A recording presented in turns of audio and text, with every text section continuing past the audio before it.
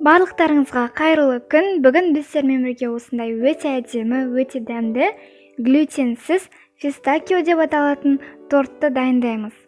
Міндетті түрде видеоның соңына дейін қараңыздар, сіздерге видео ұнайды деген ойдамын. Ең алдымен біз шоколадты қамырын дайындаймыз.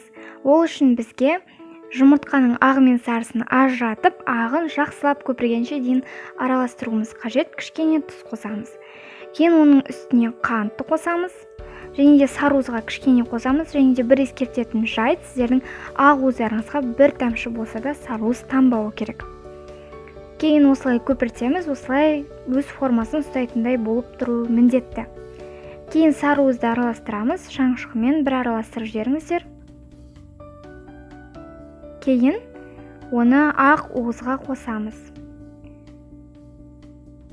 Ақ уызымыз өз формасын толыққанды ұстауы керек, төңкерген кезде ақпайтындай дәрежеде болуы міндетті.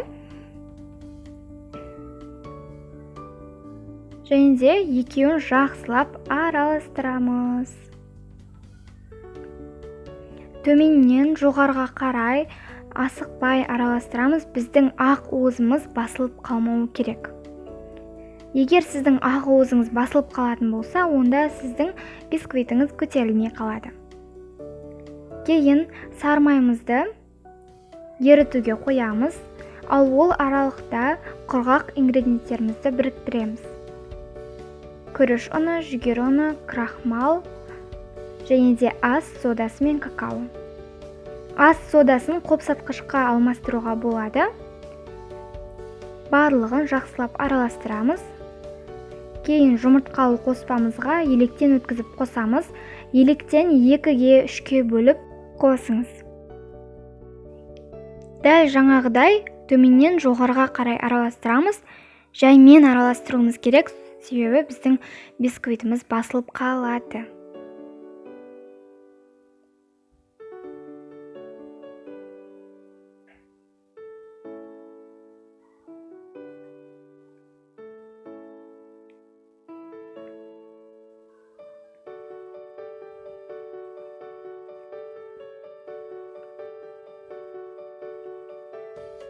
Толыққанды араластырамыз. Кейін оның үстіне ерітілген сармаймызды қосамыз. Сармаймыз суы керек, және де сармайды сіздер сұйық майға немесе кокос майына алмастырсаңыздар болады. Бірақ та ескертетін жайт, сұйық май зиянырақ.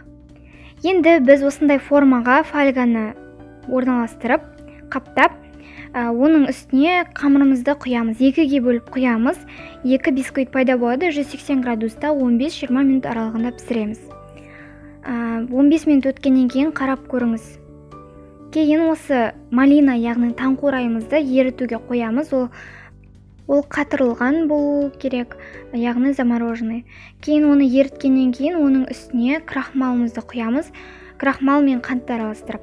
Және де ескертетін жайт, сіздің малинаңыз, яғни таңқурайыңыз қызып кетпеген кезінде қосуыңыз керек. Егер де сіздер қызып, ыбыс болып тұрған кезінде құятын болсаңыздар крахмалыңызды, онда сіздердің малиналарыңыз іріп кетеді. Кейін осылай бисквитіміз дайын болады. 2 биік болады. Бұны біз қазір 2-ге бөлеміз. Ал осы уақытта біздің малинамыз да дайын болады. Және де бір ескертетін жайт, малинаны толыққанды үздіксіз араластырып тұруыңыз керек. Тезірек суы үшін мен бұны 2-ші ыдысқа алмастырамын. Және де бұны суытамыз. Егер қыстың мезгілі болса, салқын жерге бетін жауып шығарып қоюға болады. Кейін кремін дайындаймыз. Кремнің рецептісін қаласаңыздар, видеоның астына пломбир кремінің рецептісін қалаймын деп жазып кетіңіздер. Мұнда бізде заварной крем, құрамында ұн жоқ. Соған мен шоколадты, жаңғақты паста қосамын. Негізі бұнда фистакио болғандықтан сіздерде фисташковый паста болу керек. Бірақ та менде ол болмады, сондықтан да мен фундук пастасын қостым. Негізі фисташка болғаны жақсы. Және де таңқурайды құлпынайға, апельсинге, кез келген жеміс-жидекке алмастыруға болады. Сонда сізде басқа дәмдегі торт шығады. Ал бұл аралықта біз оны суытуға қоямыз және де сап-салқын кілегейімізді осындай дәрежеге дейін араластырамыз.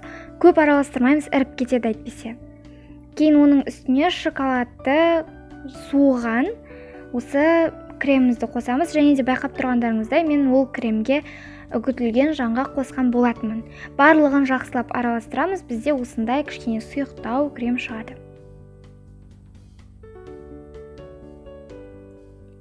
Бізде барлығы дайын, енді тортты жинауға кірісеміз. Ыдысымызға, тарелкеге, кез келген ыдысқа осылай крем жағамыз және де ең алғашқы бисквитімізді орналастырамыз.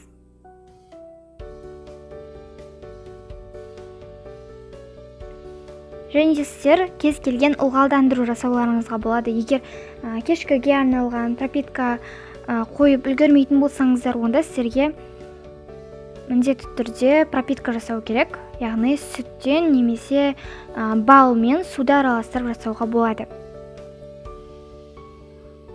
Осылай малинамызды ортасына жартысын жағамыз, екіге бөлеміз.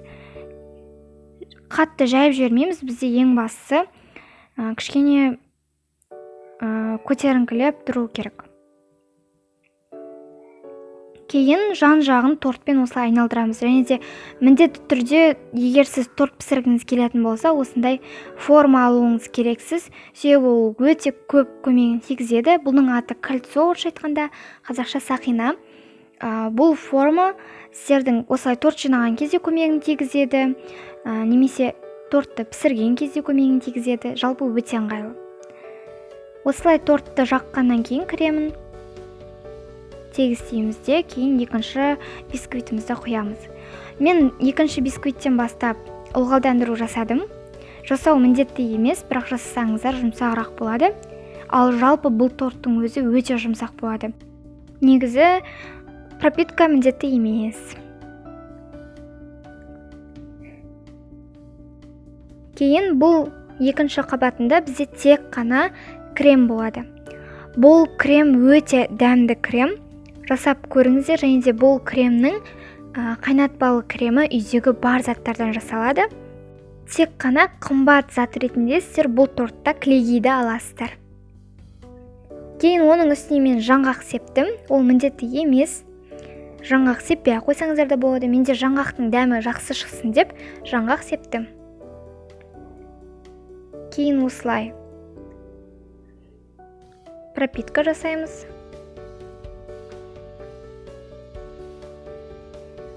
Малина, яғни таңқурайдан жасалған қою варенье пайдалансаңыздар болады. Міндетті түрде қою болу керек, әйтпесе сіздердің егер кәдімгі вареньені, яғни тосапты пайдалансаңыздар, ағып кетеді.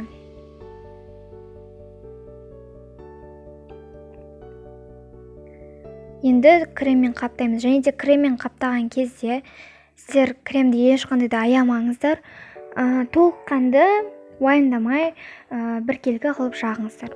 Және де кондитерлік қапшықтың орнына сіздер кез келген пакетті пайдаланып көрсеңіздер болады. Немесе кәдімгі қасықпен де жаға салсаңыздар болады.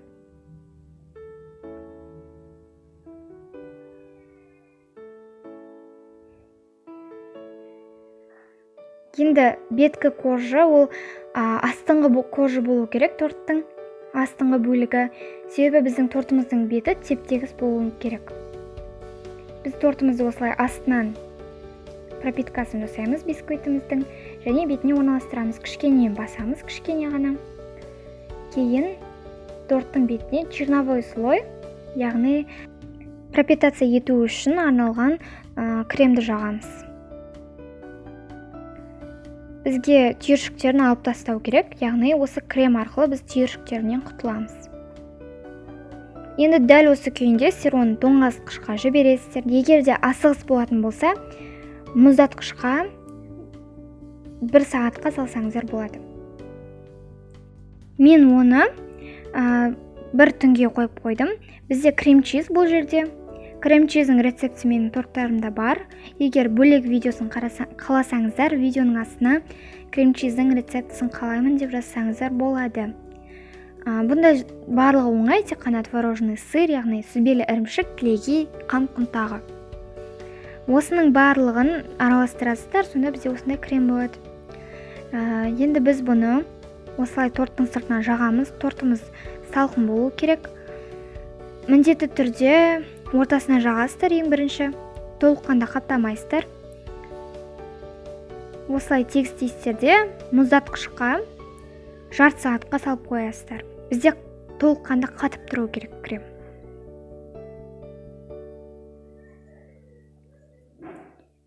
Жалпы тортты жинаған кезде осындай айналмалы үстелшеш, батель барлығы өте керемет көмекке келеді.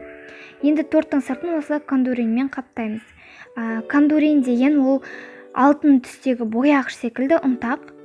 Оны біз сұйық маймен немесе спиртпен араластырамыз, этил спиртімен. Мен этил спиртімен араластырып көрген жоқпын, бірақ кондитерлер ұсынады. Мен сұйық маймен араластырдым. Ол да өте жақсы, керемет болып жағылады. Және де оң жақтарыңызда осындай изомальттан ваза тұр. Оны да үй жағдайында жасауға болады. Мен үй жағдайында жасадым. Өте керемет, торттың бетінде өте әдемі көрінеді.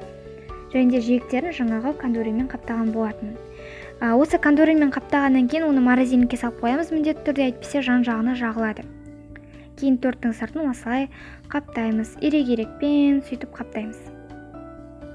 Бұл менің ең алғаш жасап жатқаным, сондықтан да егер сіз жаңадан бастап жатқан кондитер болсаңыз, немесе үйіңізге қонақ келген кезде жасағыңыз келсе, уайымдамаңыз. Сіздің де қолыңыздан келеді. Бұл менің ең алғаш жасап жатқаным.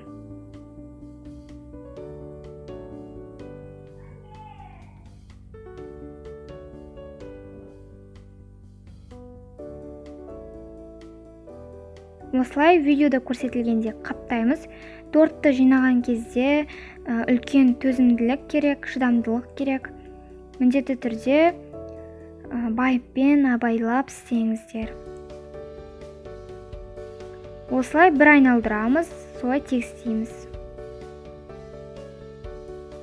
Кремді тегістеген кезде қатты тайқамаймыз. Себебі сіздер кремдердің бүткілін қырып алып кетесіздер. Тек қана жай үстінен біркелкі қылып жүргіземіз.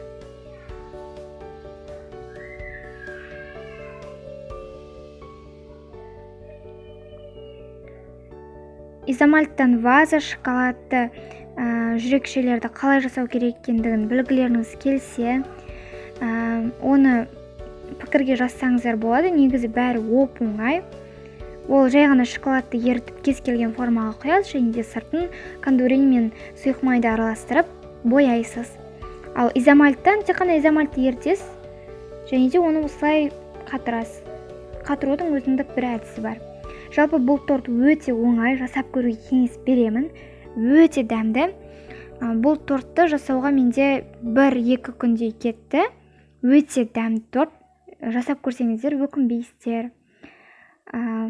Осындай тәтті торттарды жасап, отбасыларыңызды қуантыңыздар.